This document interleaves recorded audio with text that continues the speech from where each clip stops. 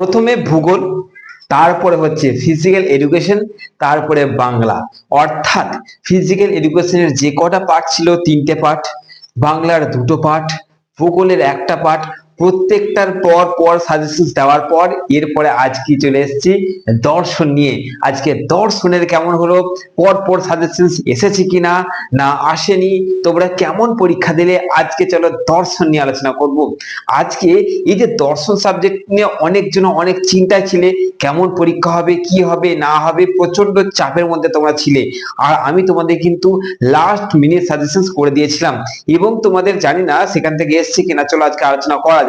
এবং তোমরা কমেন্টে লিখবে পরীক্ষা কেমন হয়েছে, কমেন্টে লিখবে প্রশ্নপত্র উল্টানোর পর যে কমেন্ট গুলো পেয়েছিলে, যে কোশ্চেন গুলো তোমরা চোখের সামনে দেখতে পেলে, সেগুলো দেখার পর তোমাদের রিয়াকশন কেমন ছিল ওটা আমাকে জানতেই হচ্ছে। যে চলো দর্শন সাবজেক্ট কেমন হলো পরীক্ষা দেখা যাক। প্রথমে দেখিয়ে দিচ্ছি শর্ট কোশ্চেন। তোমাদের শর্ট কোশ্চেন আমি যেটা দেখতে পাচ্ছি এবং তোমরাও দেখতে পাচ্ছ, যে ধর্ম দর্শন প্রথমে রয়েছে, জাদু ও ধর্মের মধ্যে একটা পার্থক্য, ঈশ্বর তত্ত্ব, ঐশ্বরিক প্রত্যাদেশ, টাবু কি, ইসলাম ধর্মের শব্দ, জাতীয় ধর্ম বলতে কি বোঝো, মানা কি, হ্যাঁ, খ্রিস্ট ধর্মের ত্রিতত্ত্ববাদ কি, হেনোথাইজমের সংজ্ঞা দাও। এই যে তোমাদের কোশ্চেন গুলো আমি দিয়েছিলাম শর্ট কোশ্চেন, সেইখান থেকে অনেকগুলো চলে এসেছে। তোমরা কমেন্টে লিখবে তোমাদের দর্শন পরীক্ষায় শর্ট কোশ্চেন কটা অ্যান্সার তোমরা করে আসতে পেরেছো, আমার দেওয়া সাজেশন অর্থাৎ 2 মার্কসের সাজেশন থেকে কটা কমন এসছে। কারণ 2 মার্কসের থেকে কমন দেওয়া অত সহজ নয়, আমি তোমাদের 2 মার্কসের থেকেও কমন দিয়েছি। যাদের যাদের মনে হচ্ছে স্যার আপনার দেওয়া 2 মার্কস থেকে অনেক কটা কমন এসছে, তারা তুরন্ত কমেন্টে লেখো তুমি কটা 2 মার্কসের অ্যাটেন্ড করে আসতে পেরেছো। চলো 2 মার্কসের কাজ শেষ, এরপর চলে আসছি 5 নম্বর।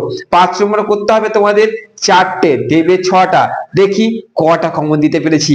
প্রথম যে কোশ্চেন দেখা যাচ্ছে তোমাদের স্ক্রিনে কি আছে, রিলিজিয়ন ও ধর্মের মধ্যে পার্থক্য সংক্ষেপে আলোচনা করো। কোশ্চেনটা আমি দিয়েছিলাম কিনা তোমরা কমেন্টে লিখবে, তোমরা কমন পেলে কিনা আমাকে অবশ্যই জানাবে, ঠিক আছে। রিলিজিয়ন ধর্মের মধ্যে পার্থক্য।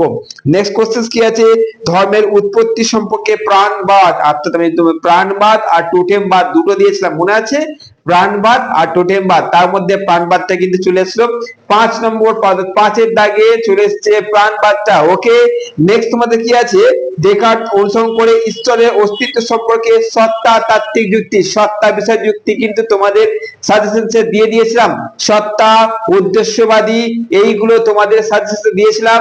সত্তা তাত্ত্বিক সাজেশন চলে এসেছে কমন, 3 নম্বর প্রশ্নটাও কমন চলে এসেছে।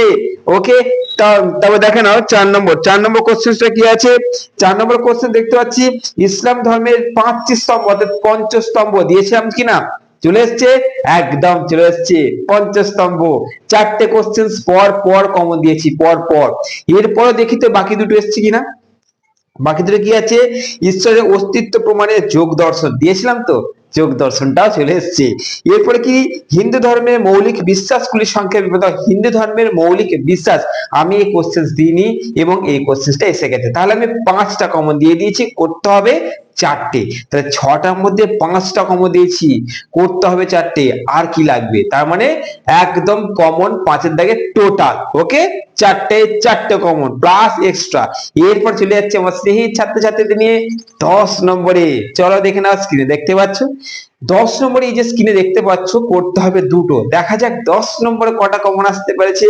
10 নম্বরে টোটেমবাদ, প্রথমেই চলে এসেছে টোটেমবাদ। তোমাদের প্রাণবাদ ও টোটেমবাদ দুটোই দিয়েছিলাম, টোটেমবাদ কমন চলে এসেছে। নেক্সট তোমাদের ঈশ্বরের অস্তিত্বের পক্ষে টমাস অ্যাকুইনাসের বিশ্বতাত্ত্বিক যুক্তি, আমি এই কোশ্চেনটা তোমাদের দিয়েছিলাম, এইটাও চলে এসেছে, পর পর দুটো কমন পেয়ে গেলে। দেখা যাক নেক্সট কি আছে, খ্রিস্ট ধর্মের প্রধান বৈশিষ্ট্য আরামসে দিয়ে দিয়েছিলাম, হিন্দু ও খ্রিস্টান ধর্মের বৈশিষ্ট্য আমি দিয়ে দিয়েছিলাম, খ্রিস্টান ধর্ম চলে এসেছে। আর নেক্সট ঈশ্বরের অস্তিত্বের বিরুদ্ধে ফ্রয়েডীয় মতবাদ দিয়েছিলাম তো, চলে এসেছে, চলে এসেছে। আমি এই কোশ্চেনটা বলেছিলাম না যে এই কোশ্চেনটা তোমাদের অনস্তিত্ব অর্থাৎ ঈশ্বরের অস্তিত্বের বিরুদ্ধে যদি না দেয় তাহলে অনস্তিত্ব দিলে এই কোশ্চেনটা ওটাই লিখবে, বলেছিলাম, চলে এসেছে। ব্যাস, তাহলে আজকে তোমাদের ফিলোসফি নিয়ে আলোচনা হয়ে গেল যে তোমাদের কি হারে আমি কমন দিয়েছি। এসএন একাডেমি হচ্ছে এইটাই ওর পাওয়ার, এসএন একাডেমি এইটাই হচ্ছে চ্যালেঞ্জ, এবং আমি ওই জন্য বুক থেকে তোমাদের ওপেন আমি থাম্বনেলে জোর গলায় কথা বলতে পারি, এই জন্য যে আমার এই এক্সপিরিয়েন্স রয়েছে 20 থেকে 22 বছরের অভিজ্ঞতায়। আমি কিন্তু এখানে টিউশন পড়াচ্ছি, অনলাইন অফলাইন এমএ পর্যন্ত এখানে স্টুডেন্টস পড়াশোনা করছে। তোমরা যদি পড়তে চাও, এরকম কমন পেতে চাও এবং তোমরা যদি অ্যাকিউরেট কিরকম বলবো, নোটস পেতে চাও, কারণ হচ্ছে কি বলতো, দর্শন সাবজেক্ট এমন যে নোটস গুলো খুব কঠিন কঠিন লাগে, কঠিন হয়। আমি আমার প্রত্যেক স্টুডেন্টদেরকে দর্শনের নোট সহজ সরল করে লেখাই। তোমরা যদি সহজ সরল ভাষায় নোটস চাইছো এবং পড়াশোনা করতে চাইছো ভালো করে, এইখানে অনলাইন অফলাইন দুই রকম ব্যবস্থা আছে। তোমরা যে নাম্বার স্ক্রিনে দেখতে পাচ্ছ, কল করছো, এখানে অ্যাডমিশন নিয়ে নিচ্ছ। চলো বেশি কথা বলছি না, বহু অ্যাডমিশন নিচ্ছে, তুমি নিয়ে নাও, ব্যাস ভর্তি হয়ে যাও, ক্লাস শুরু হচ্ছে। তোমাদের এই মাস শেষ হলে অর্থাৎ মার্চ মাসের ধরে নাও 5 তারিখ থেকে 6 সেমিস্টার ক্লাস শুরু হয়ে যাচ্ছে। ভালো থেকো, সুস্থ থেকো। আজকে কমেন্ট আমার ভর্তি চাই যে তোমাদের পরীক্ষা কেমন হলো, কমেন্ট করে ভরিয়ে দাও। তুমি কত নম্বর তুলে, কোথা থেকে দেখছো, কত পার্সেন্ট আগে তুমি তুলতে পারছো তোমার মনে হচ্ছে, আজকে লিখবে। ওকে, চলো দেখা হচ্ছে পরবর্তী এরকম একটা রিভিউ ভিডিওতে। দেখা যাক নেক্সট পরীক্ষা কেমন হয় তোমাদের।